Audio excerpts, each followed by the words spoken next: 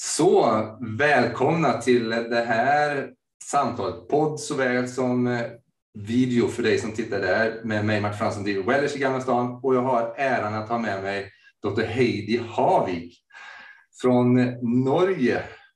Är du just nu till och med? Ja, nu är jag i Norge. Ja. Det här samtalet på dryga timmen kommer dock mestadels svara på engelska. Men jag startar upp med på svenska och välkomnar dig, för jag vet ju att du just nu är i Norge. I'm going to switch over to English already now, so we go there. So you are from Norway, and you have a background within the medical, because your dad is a medical doctor, but also from the chiropractic field. I think your granddad is something like that. Yeah. Ja, så yeah. Jeg faktisk født i New Zealand, så jeg var født i New Zealand, men det var sånn tilfelle. Ja. Og så flyttet vi til England når jeg var liten, og så flyttet vi tilbake til Norge når jeg var 5. Og jeg bodde og vokste opp i Norge fra 5 til 20, så jeg veldig norsk. Sånn på innsiden. Ja. Så faren min norsk, men moren min New Zealander. Ja. Så jeg snakket også mye engelsk hjemme. Ja. Du berättade att när du växte upp så pratade du engelska med din mamma från Nya Zeeland, ja, och norska med din pappa. Med pappa. Ja. Og når jeg begynte å studere liksom, på videregående skole, så da ble det veldig mye sånn halvveis engelsk, halvveis norsk med mamma. Ja. Hun forstod meg uansett, for hun hadde jo vært i Norge i 20 år, ikke sant? Så det var jo lett nok det. Men det er riktig, jeg kommer fra en bakgrunn som både har kiropraktikk fra min mors side, så min mors bestefar var en av de første chiropraktorene, første 1000 chiropraktorene som noensinne ble chiropraktorer på Palmer College i Devonport i USA, hvor chiropraktikk startet. Men faren min lege, og bestefar var fysioterapeut, og oldefar i Norge, han startet Viksjøen kurbad.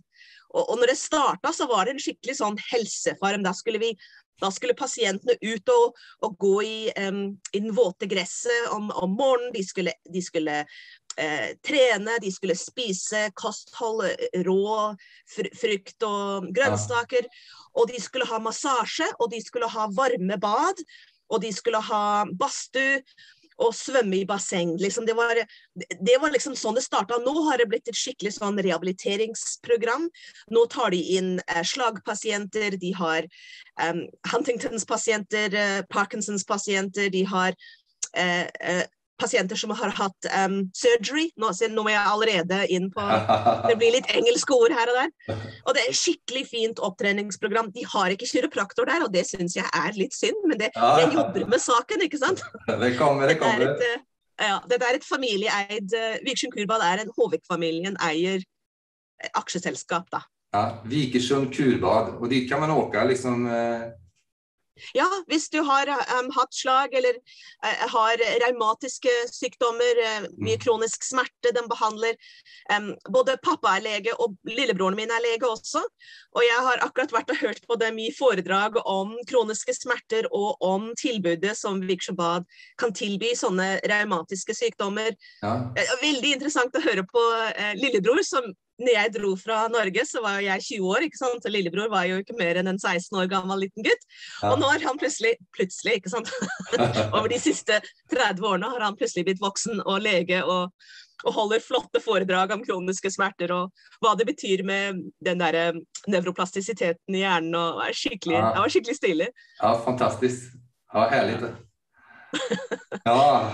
Men sen, du verkar, nu råkar du vara i Norge och hemma så säger jag, men annars du är ju hela världen och så, men du är ju annars, basen är i Nya Zeeland. Ja, bosatt nå i New Zealand, jeg har vært der nå nesten 30 år, vet du. Jeg har 2 voksne barn og nydelig newzealandsk mann, og så det er litt vanskelig å dra derfra. Det er så fint der nede, det er så nydelig vær.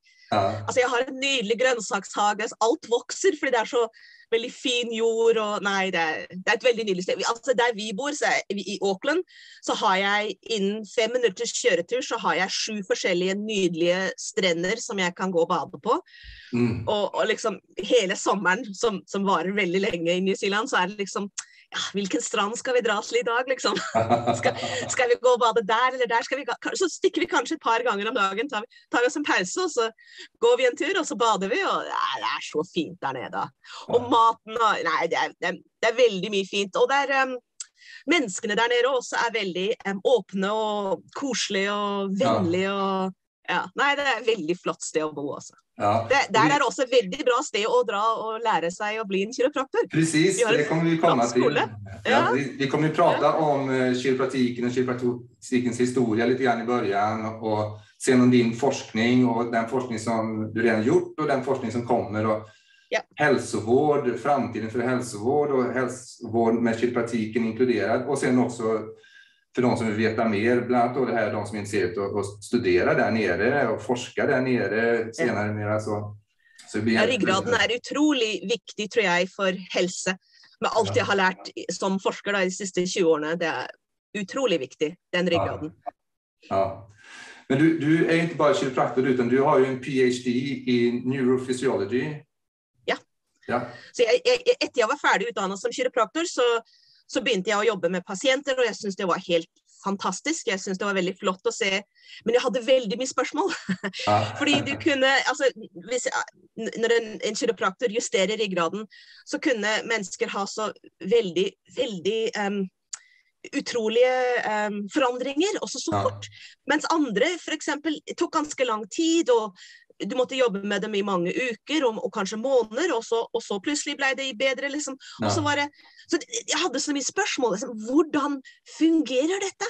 Altså, hvordan kan du liksom, justere en ryggrad, sånn, lite sånn kjapt, liten bevegelse, dytte litt på ryggraden, og så har altså de kunne føle seg bedre, de smilte mer, plutselig begynte de å trene mer selv, og plutselig valgte de sunnere mat, og jeg sitter der og liksom klør meg I huet, men hvordan I alle dager? Kan så mye skje? Fra jeg justerer ryggraden deres, det synes jeg var så jeg fortsatte da og studerte neurofysiologi på Universitet I Auckland.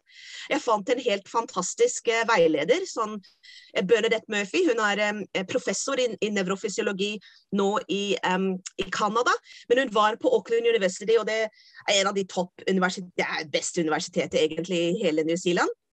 Og da studerte jeg på mange forskjellige, jeg tok neuropsychology, I did neuroanatomy på medisinskolen, og jeg tok neurophysiologi på fysiologidepartementet, så jeg var liksom spredd over hele universitetet.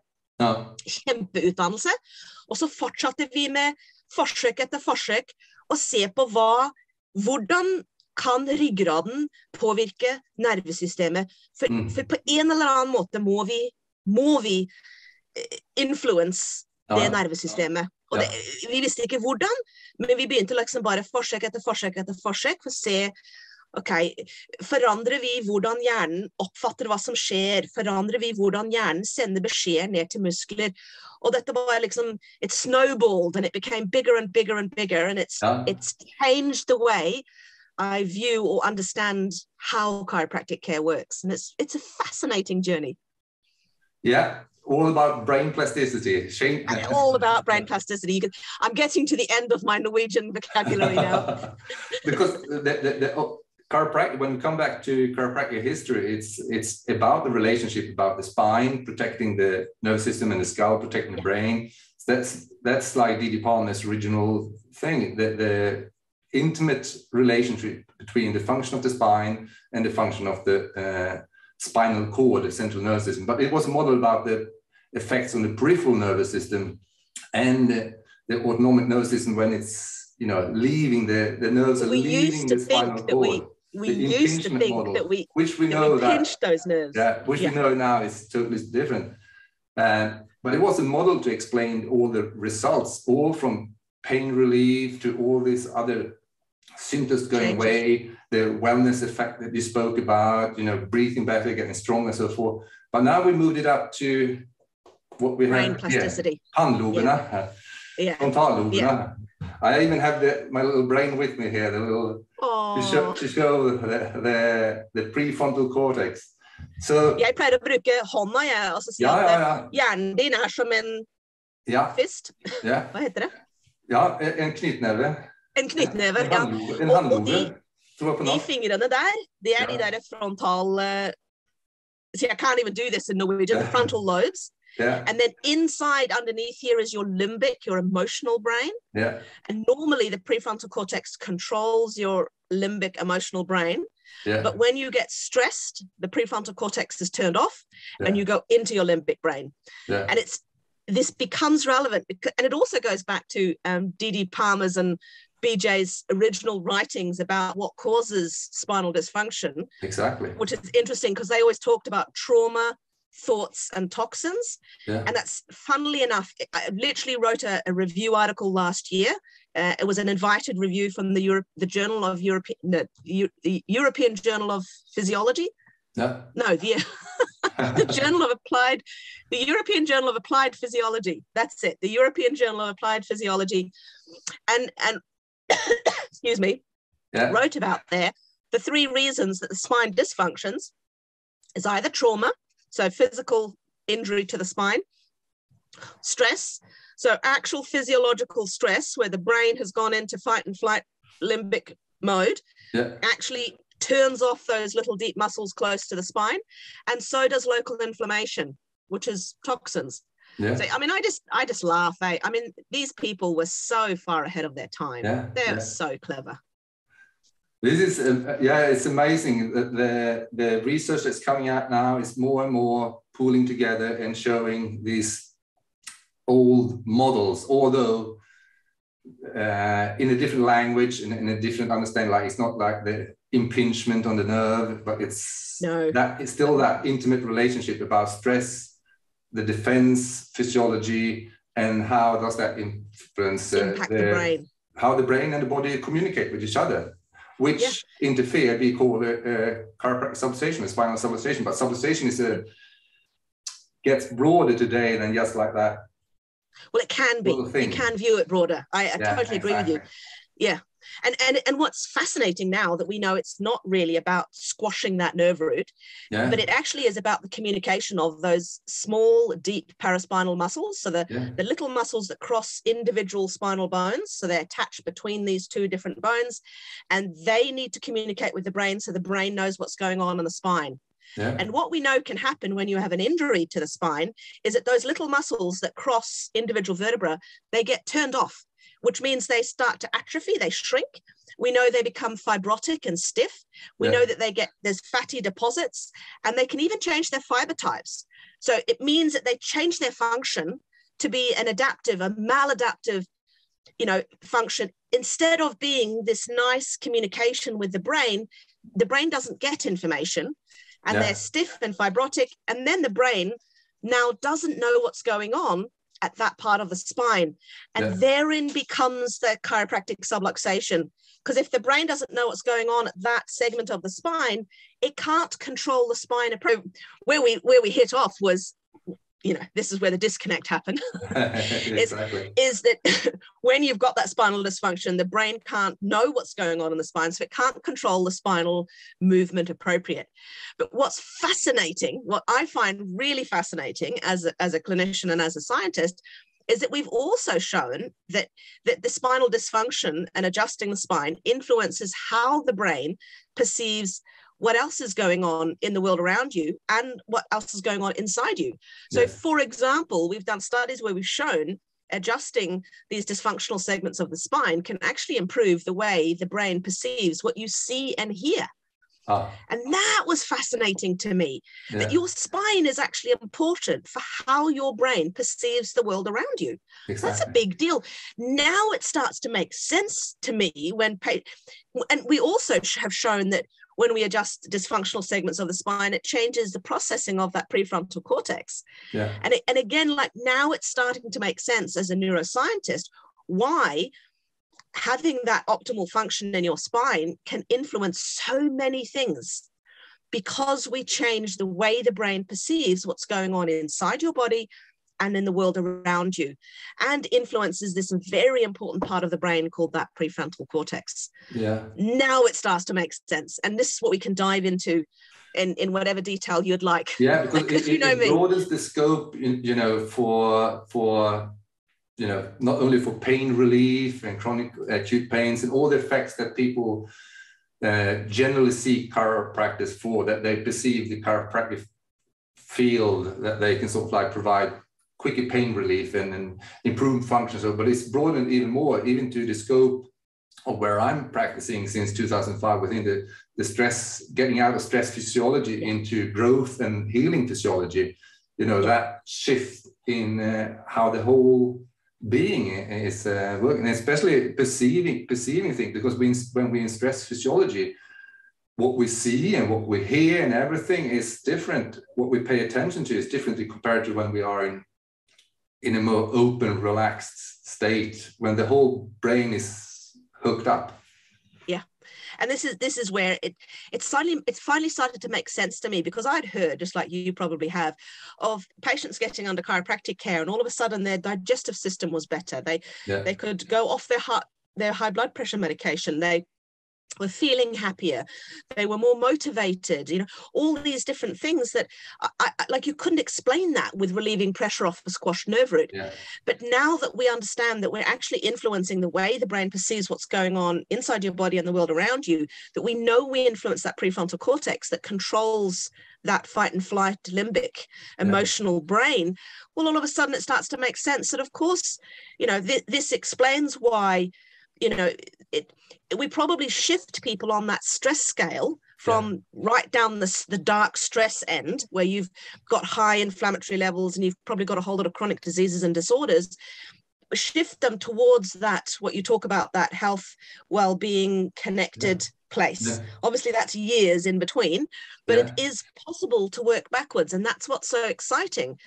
That people, when they're in the middle here, that's when they have the high blood pressure, the metabolic disorders, they have their stress, they can't think straight, they get memory and attention problems, gastrointestinal problems, they're struggling to sleep because of that chronic stress. But what we seem to do is balance out that, because the prefrontal cortex controls that parasympathetic, it actually activates the parasympathetic relax healing mode, and it inhibits the stressed out sympathetic, fight and flight mode. So it's really interesting that that's the part of the brain that we influence when we adjust these dysfunctional spinal segments, because it enables the body to rest, relax, digest, and heal, and also turns off that fight and flight stress mode that we often get stuck in. And then it's sort of all, then all of a sudden, all of these different complaints that patients have come in, complain to me, and suddenly it's like, why would this be improving while I'm under chiropractic care? I couldn't explain that before, but now I'm like, well, what we now know is that when we adjust your spine, it enables your brain to more accurately perceive what's going on. This calms the whole system. We know we activate the prefrontal cortex that turns on your healing, digesting, relaxing system, and it inhibits the fight and flight system. So that's probably why you're more relaxed, why you feel better, why you can sleep better, why you can suddenly digest better, and why all these other symptoms, like even your emotional expression, you can be more emotionally expressive because you're more accurately aware of what's going on. And then it also makes sense why all these other things suddenly start to work better. Like, if they start exercising, well, if their brain knows where their arms and legs are because it knows where the spine is, that's another one of the things that we've shown.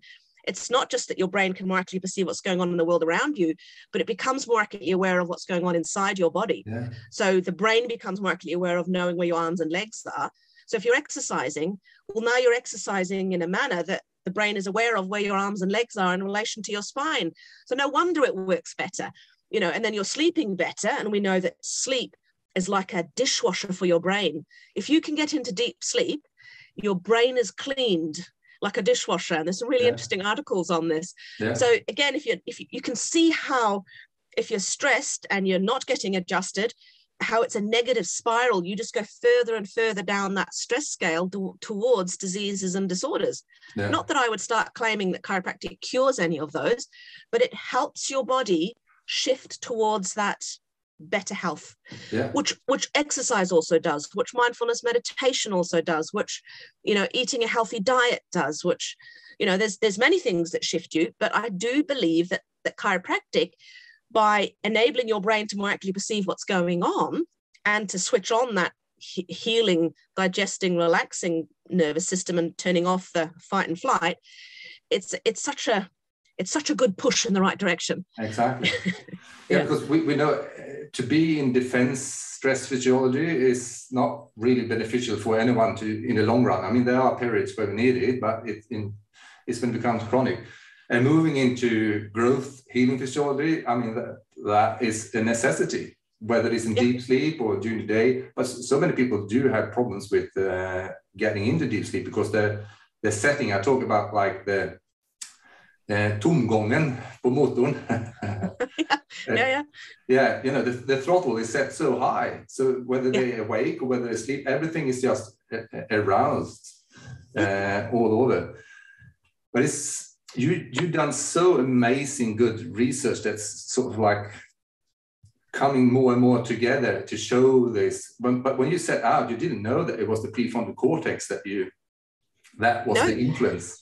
And I actually talk about the way, because some listeners might not know that you're expert and your collaborators and your co-researcher, that it's a lot of work with EEG, surface EMG. I mean, you use the latest, the most exquisite instrumentations for measure what's going on in the brain and the nervous system. Yeah, well, we started out right from my PhD studies. We were using the somatosensory evoked potentials, which means we were stimulating a mixed nerve in the wrist and recording EEG from the brain. And even right back in my PhD days, so now we're, you know, a long time ago, back at Auckland University, we saw these significant changes in this particular somatosensory evoked potential peak. And we did it again, and we did it again with slight tweaks to it, which is what you do as a scientist. You don't just do one study and go, oh, that proves everything. No. So we did it again, but with a slight tweak, and we did it again. And so 5 times we'd found in publications that we changed this N30 somatosensory evoked potential peak. So of course I was looking into, well, what does that mean? And then we found these collaborators in Denmark, actually, where we went to Aalborg University, and we did this awesome collaboration with a pain professor. I'm going to forget his name now, Asbjørn Drew Moores, and an awesome postdoc, Dina Lalek. So she had just finished her PhD, and what her expertise was source localizing where those set peaks came from. So I knew from, 30 years of somatosensory evoked potential research that there's multiple places in the brain that might be changing to produce that decrease in that set peak, that I was finding 5 different groups of people, so in 5 different publications. So then, we talked to Dina. We weren't allowed to touch the data. This is her domain. I'm like, yeah. All I'll do is I'll just design the study and I'll adjust the patients. That's fine. So she did all the data recording. She was a bit skeptical to chiropractic, and again we found that same decrease in that same somatosensory evoked potential. But Dina did this source localization, so she worked out where in the brain this was happening. So she comes to me after the study. She goes, "Wow, Heidi, so when you do what you do, which is I'm adjusting subluxated segments, or these dysfunctional spinal segments, these segments where we know that they've, these little small paraspinal muscles have atrophied, have become fatty, infiltrated, all that dysfunction that we know is there. They're tended to the touch. We chiropractors can poke on them and go, this is where your problem, and they go, oh, how did you know that? But yeah, those ones, when we adjusted those, what we were changing was the prefrontal cortex. So it was quite nice for me because it was not my group. This, I hadn't even been allowed to touch the data. It was all analyzed by this phenomenal, very smart postdoc at the time, just got a PhD. And they were able to tell us that when we adjust these dysfunctional segments, that change that we'd seen in 5 different studies relates to changes in the prefrontal cortex. So that's when I started a whole new line of research looking into, well, what does that mean? So what does the prefrontal cortex do? Just because I'm a neurophysiologist doesn't mean I'm an expert in everything to do with brain, right? No. So then it was a lot of reading. I knew quite a bit about the prefrontal cortex, but I had no idea. I started to dive into it. But it's an amazing part of the brain. And one of the reasons that it explains so well chiropractic is that it's one of 2 parts of the brain that does multimodal integration. Meaning it integrates all the different senses, you know, the vision, sound, hearing, but not just the external senses, also the internal ones, pain, temperature, emotions, feelings, thoughts. It integrates everything. And the other part is the cerebellum, which again, you know, you probably know, we've done multiple studies and discovered that we change the way the cerebellum communicates with the primary sensory cortex and the primary motor cortex. So we also know that adjusting dysfunctional spinal segments influences the cerebellum. That's the other multimodal integrator. So it's like, wow, now it's starting to make sense. When we improve spinal function with chiropractic care, you influence the way the brain perceives your reality. What's going on around you and inside you. And you actually perceive it more accurately, because that's what our studies are showing us, which is fascinating. Yeah, it is. It's so fascinating. And just to the listeners, the prefrontal cortex, again, is pannloberna frontal. There is like that gray matter. That is the unique aspect of Homo sapiens. It's growing, and it's the seat of our intelligence. It's the seat of our intelligence. It's a very important part of what makes us human beings and what creates our reality. But it's literally the seat of your intelligence. It's the control of your emotions, so that you're not running around like a tantruming 2-year-old, because the prefrontal cortex controls that emotional limbic brain. It balances the stress systems within the brain, so the sympathetic balance. It also influences the hypothalamus pituitary adrenal axis, so the hormonal stress axis. It's vitally involved in movement, all movements of the body. It has to do with addictions and psychopathology. So, you know, those that are psychopaths, they actually have very dysfunctional prefrontal cortexes. So if you get chiropractic patients that start to behave nicer. And one model for the development of prefrontal cortex is that it actually grew out of the necessity of planning movements, more complex movements. So it's that part of the brain that has a future vision. Yes. And we talk about the limbic system as the emotional brain, and which it is, and most people know about amygdala, which is like that aggression and threat detector. But the prefrontal cortex, it relates to all those emotions that we look as more human traits, compassion, to empathy, to be able to get a bigger feeling for people outside your tribe or your family, all those higher emotions that makes, you know, the uniqueness of Homo sapiens, and which we so much need today to be and that's exactly what psychopaths lack. They lack that empathy. So if you've got that prefrontal cortex damage, you don't have that empathy for other people, the caring. And what you're referring to there is also in the literature known as executive functions, that being able to plan and execute and achieve goals, again, is that prefrontal cortex. So it has some very interesting implications if that's the part of the brain that we influence the most when we adjust those dysfunctional segments, and that actually segues into, you know, what research we're doing right now is literally looking at, well, which of those prefrontal cortex functions do we actually influence?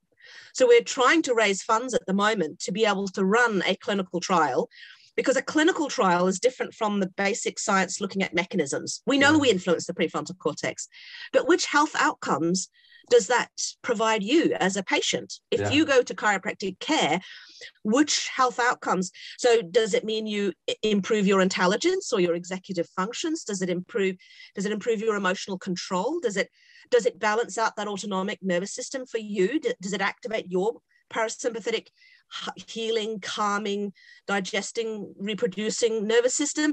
Does it improve your motor control, the way you move your body? Does it improve? So this is literally what we're going to go into and look at now, which health outcomes that relate to the prefrontal cortex improves under 3 months of chiropractic care. So I'm very excited about doing that study. Can you imagine? Because I reckon it's not coincident that you've chosen 12 weeks, because when there's so many books about it and there's so much research about it as well, when it comes to how long does it take to change a habit, to change the brain is plastic, but it do needs repetition. And I think that what we do, I think what you guys do, like chiropractors, when they're working on people's spines, I think what you're really doing is you're exercising that spine back into function.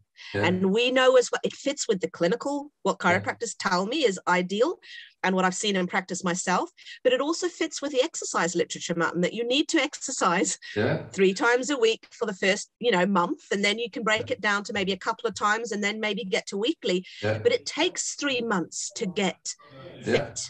And that's, we're literally exercising those small muscles that have completely atrophied and turned, fibrotic, and we're exercising those muscles back into function. But it's not just about that spine. And that's where, we know that care is going to be influencing the prefrontal cortex. So which health benefits do you end up with? Because it's not, also prefrontal cortex is part of that pain matrix, because we now also know that chronic pain is something that the brain has learnt.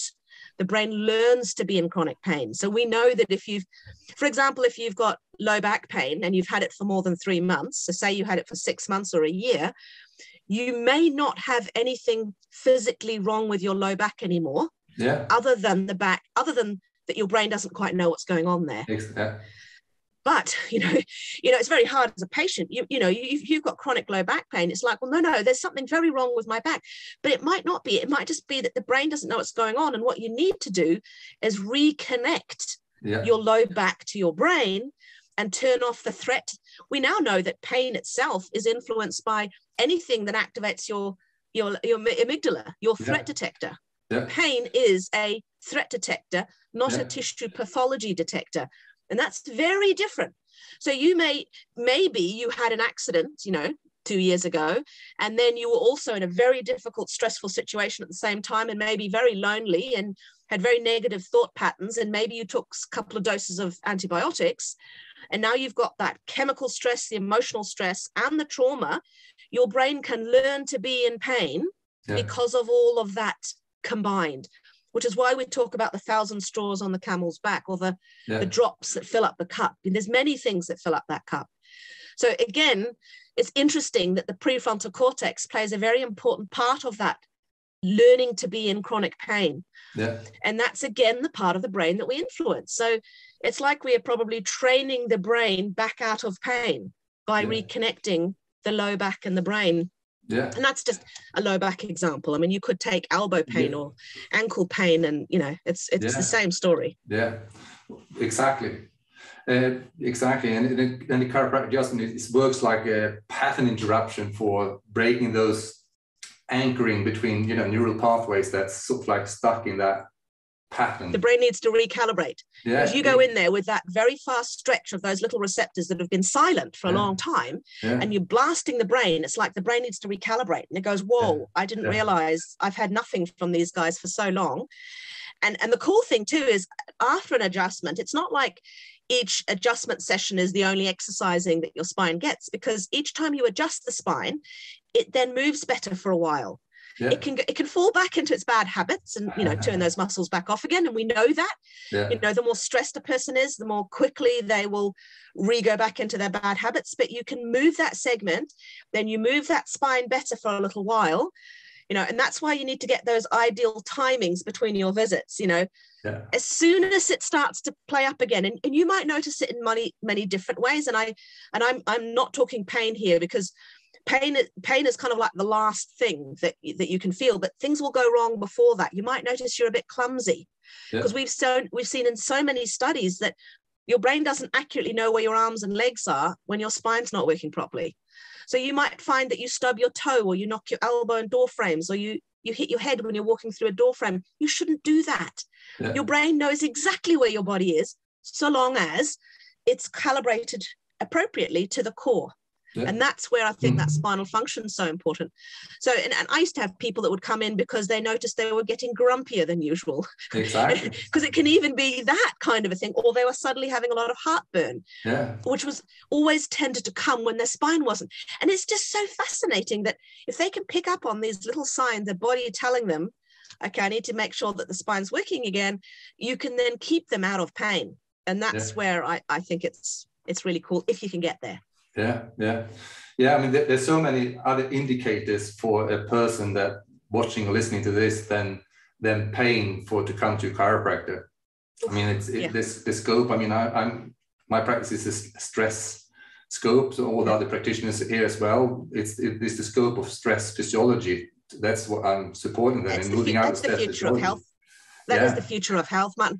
Everything I read as a neuroscientist points to stress being the biggest killer of today. Yeah. And, but sometimes, in a human's life, you can't remove the external stresses you've got going on, but you can work on your internal stresses and how you deal with it. Yeah. So number one then would be getting adjusted, making sure the prefrontal cortex is controlling the autonomic nervous system, as well as the hormonal stress axis.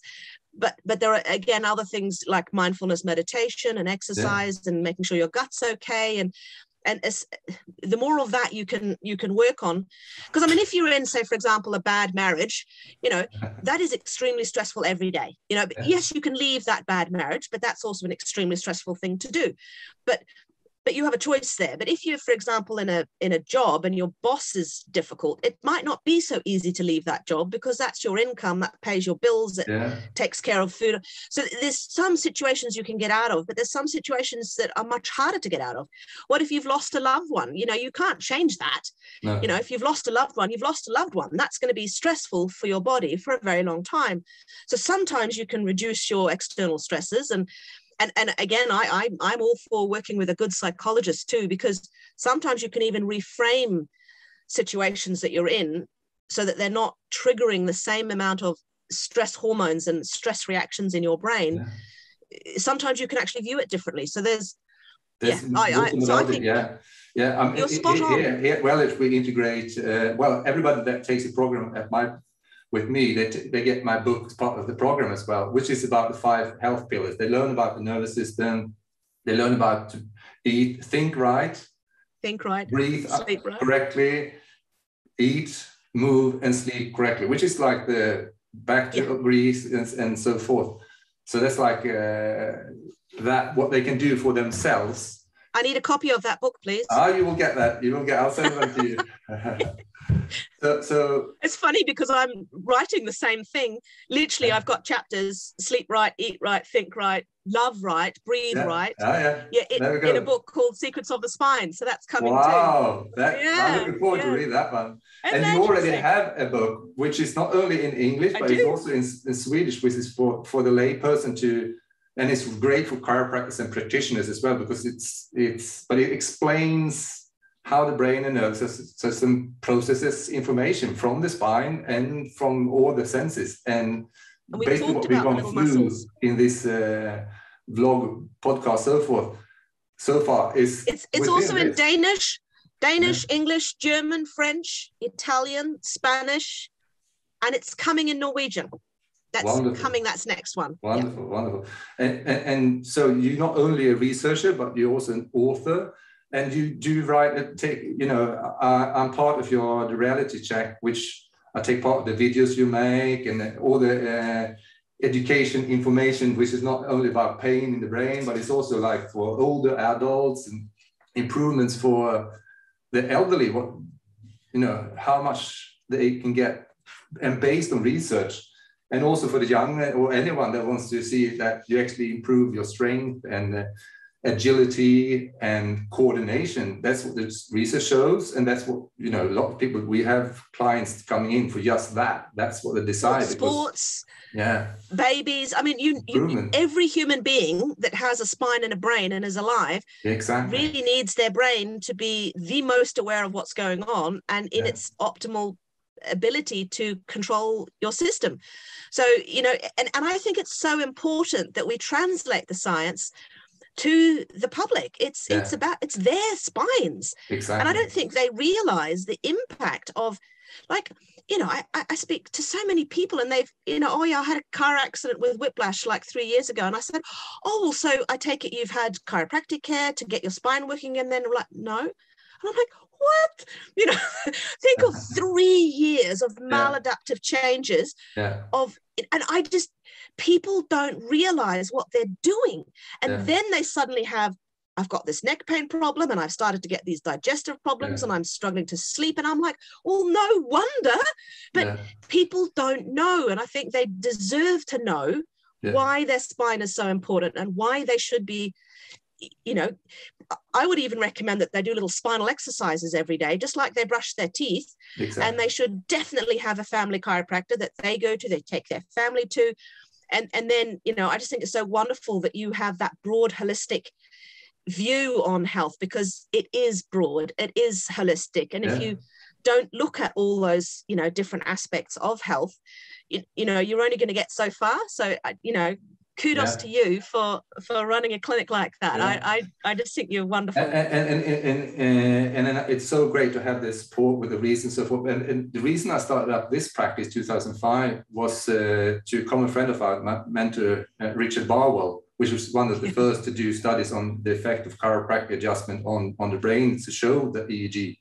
And those measurements was actually done by one of the most, at that time, foremost neurofeedback trainers that actually, you know, psychologists training people to shift their brain through neurofeedback, getting on a screen, getting feedback. And I remember Richard telling that long for the like, okay, wow, this is amazing. He couldn't believe that one adjustment showed the same changes on the EEG measurements that took him 100 hours, 100 sessions to get in a patient. And biofeedback. Of neurofeedback training. Yeah. And now obviously, we've seen something similar with, because we've seen something similar. We did a study where we were looking at the changes in the nervous system from a single adjustment session. And then I was trying to write the paper up. So I was looking at, well, who else has found similar findings? And we found that we had the same effects on the nervous system as 3 weeks of strength training. And I was going, wow. So 3 weeks of strength training versus one adjustment session. So that adjustment, the chiropractic adjustment, is very powerful. And I'm not sure that people are aware of that even if they're just getting one adjustment every couple of weeks, once a month, that is a very powerful input to their central nervous systems to enable their brain to operate more efficiently. And like we've shown in multiple studies that we enable the brain to more efficiently produce strength. So even just for that, and prevention of fatigue, like that's a big deal. And we've shown that in stroke victims through to students and even top athletes. So this is like across the spectrum of human, you know, function. Even if you've lost your brain's function to properly activate your leg muscles, we give you an adjustment session, and that changed the strength, the maximum strength on average, by 65% in those chronic stroke victims. Only 8% in the elite athletes, but these were elite Olympic athletes, and 8% in elite Olympic athletes is massive. You know, and then it was about 16% in normal chiropractic students. You know, let's take that again. Really interesting again. Top taekwondo. Top taekwondo athletes. Olympic game, 16% improvement in strength. Eight in the Olympic athletes. We had a connection that knew this Olympic taekwondo team. So we got to bring them in and did the study on them and to look at, and they got on average 8% stronger. On average. Pre and post. The chiropractic students, so regular, you know, college students, they had the 16%. 16 for them. And then the chronic stroke victims, 65% increase in strength. I was blown away. So there's something we do. We allow that brain to more efficiently produce force and prevents fatigue. Because in the control group, everybody was getting weaker because to do the measure that we were measuring, they had to repeatedly contract their muscles. Of course, if you repeatedly maximally contract your muscles, you fatigue, right? So it was, but not only do you not fatigue if you get adjusted, but you get stronger. So and then all of a sudden it makes sense to me, because I used to have this lovely little old lady that always used to come in and she goes, well Heidi, I need you to adjust my back again because when I can't hang the washing out anymore. So her shoulders got tired, you know, but then every time I adjusted her, then she could hang her washing out again. I couldn't explain it back then, but now, of course, now I know, you know, no wonder. So it's amazing that the scope of effects that research already pointing in the direction. I mean, I have patients that's come in when they get a blurry vision, they just want to get clear vision. They just notice that they get adjusted, they see better. Some come in and they hear better. As I told you before we start recording, a big, stress is the big umbrella of what people come in to me for. More than pain, it's other things. And tinnitus is become one of my biggest groups coming in when it's related to tensions in the jaws and around the cranium and the upper neck. Well, we know tinnitus has got a lot to do with maladaptive plasticity. Yeah. You know? It's like they're learning to hear those sounds that are coming from nowhere. Yeah. In hyperacusis, they got hypersensitivity to sounds. They can't stand certain sounds, can't stand certain lights and so forth. And it's obviously a part of the dysregulation of the nervous system, being in fight and flight. And when you start shifting that, and it comes to also to, in the old days of chiropractic, detecting subluxation was about finding where's the primary, where's the point where it's adjusted will have the greatest benefit for the whole system to regulate itself, to self-regulate itself.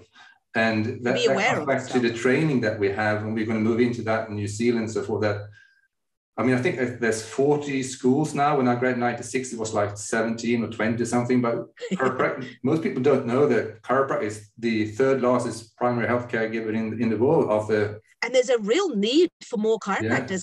I hear that all around the world. Like our graduates from the New Zealand College, like all of them have about 3 job offers before they've even finished school. It's insane. And we know that even all over America, they cannot get enough chiropractors. So it's a great job to go into if it interests you to improve human performance. And it's very satisfying because from the very that you're going to work with the nervous system, you're going to work with the whole being. And it's although there's a broad scope. There are people that become clinicians and they focus in certain areas, pediatrician, working with kids, working with sports and so forth. But there are also people like you that become researchers, world famous researchers. So there's and educators. So there's a big scope that people don't think about within the field of chiropractic. But also coming back to, it's very important to, when you go to seek chiropractic that has a proper training, because there's been most things people with, don't realize licensing and so forth. Seek someone that is a licensed doctor of chiropractic. It's like someone who's trained a chiropractor. They've trained for like 5 years usually plus. And I don't think many people realize that how much pathology and anatomy and physiology and X-ray physiology and all the stuff that we have to learn, let alone learning the art of palpating the spine and feeling for difficulties, assessing, peripheral joints, arms, ankles, elbows, heads, neck, ruling out if there's anything wrong, if we need to refer them on to a doctor, or like it's a very, very involved study. And I think a lot of people don't realize just how involved the education is. But it is a very fulfilling job. Like I never thought about that when I was younger, that I was thinking, I'd love to go into this, that and the other thing, but I never thought of what would my workday be like. But working as a chiropractor, you can be your own boss, you can work your own hours, you can integrate it very well with family. And for me, I integrated it with doing a PhD and having 2 kids at the same time, and then you work with helping people get better function and improved health outcomes. I mean, it's a wonderful job. The worst thing that can happen is that some people can feel a bit sore and achy afterwards after an adjustment, because it's like going to the gym for the first time in a long while. If those little muscles have been atrophied and suddenly they start moving again, they can get a little bit achy and sore, but it goes away by itself, right? So we normally explain that to patients when they start under chiropractic care. But that's kind of imagine if you were a doctor and you have to deal with people that are dying, and having to amputate limbs, and that must be traumatic to just have to deal with. Whereas we get to deal with people feeling better all the time.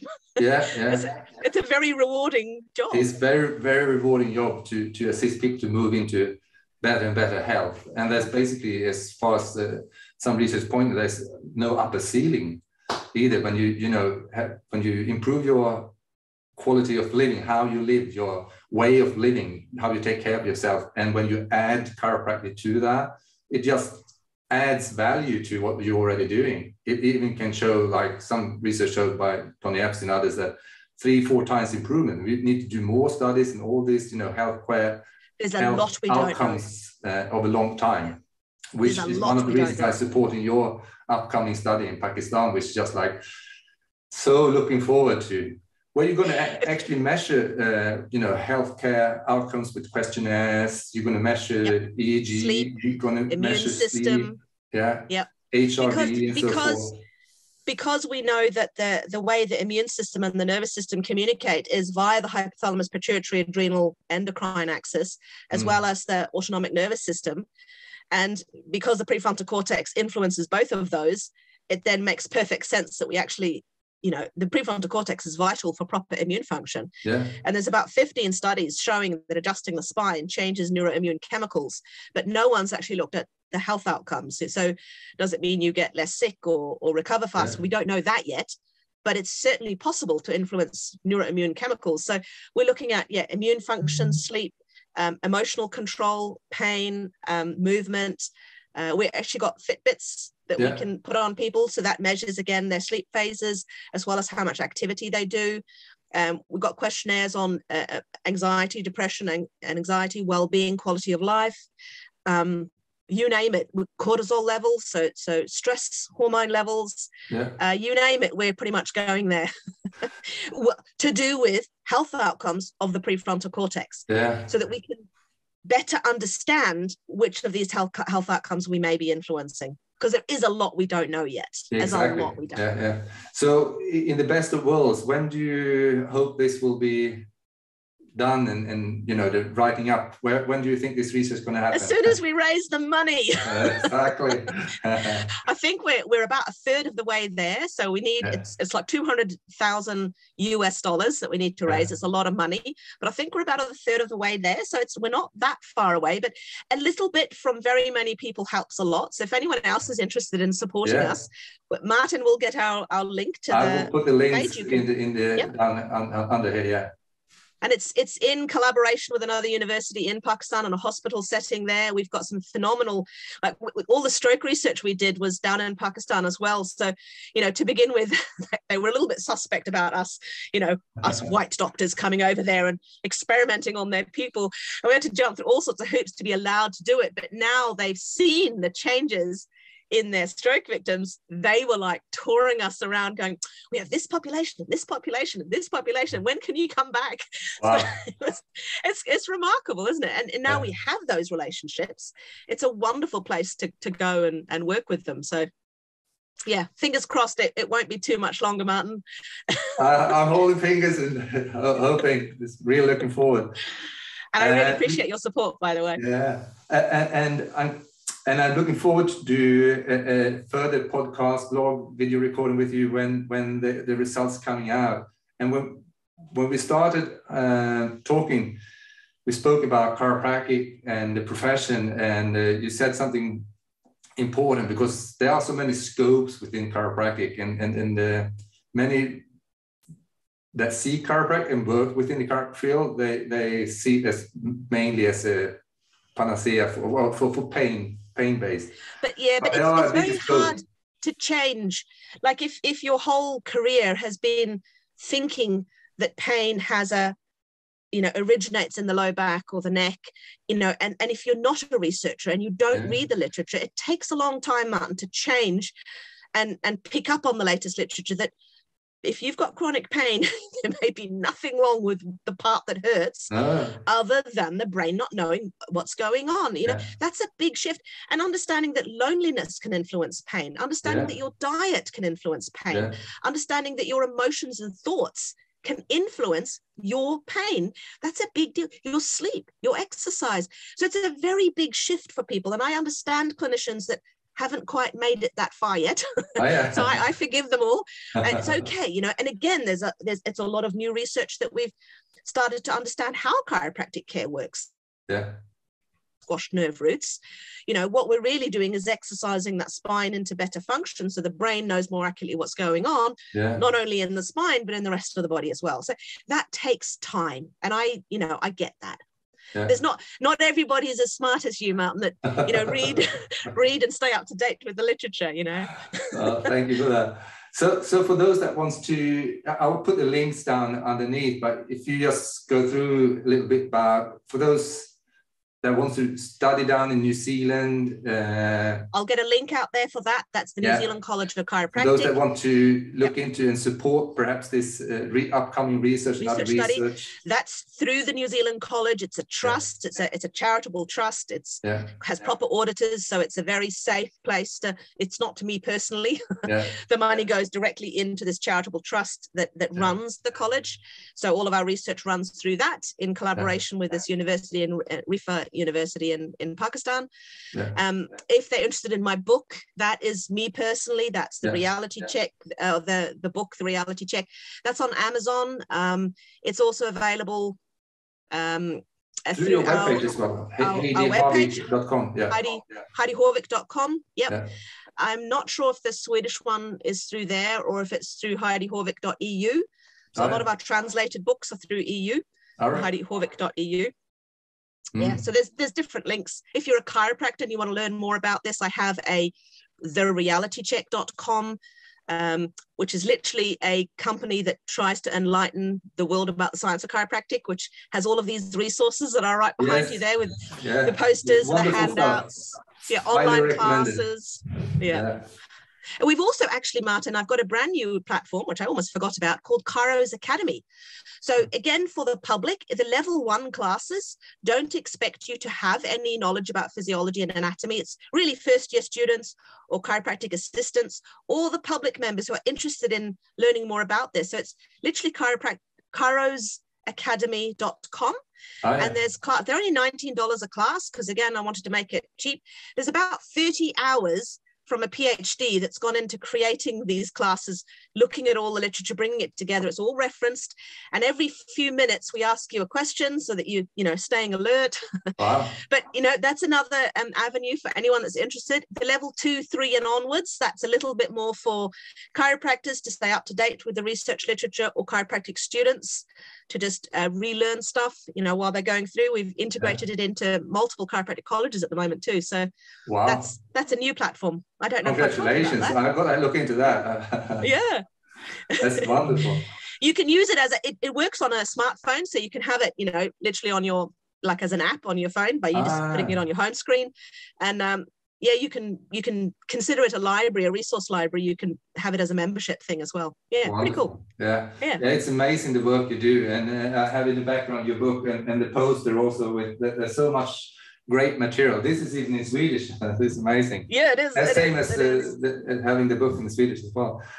Yeah. I'm so grateful and thank you so much for your time, Heidi. And I so much look forward to making the next recording with you and new studies coming out and collaboration and hopefully getting you soon back here to Sweden for both research project as well as lecturing, because you are a wonderful lecturer as well, which is for those that want you to their place, it's a possibility as well. Thank you, Martin. Well, as you know, I love talking to you. We spent 40 minutes before we even hit record, just catching up, right? Yeah, no, it's a pleasure, and I'd love to come back anytime. I'm so grateful. So I will end the recording, and once again, thank you so much. Thanks for having me. No.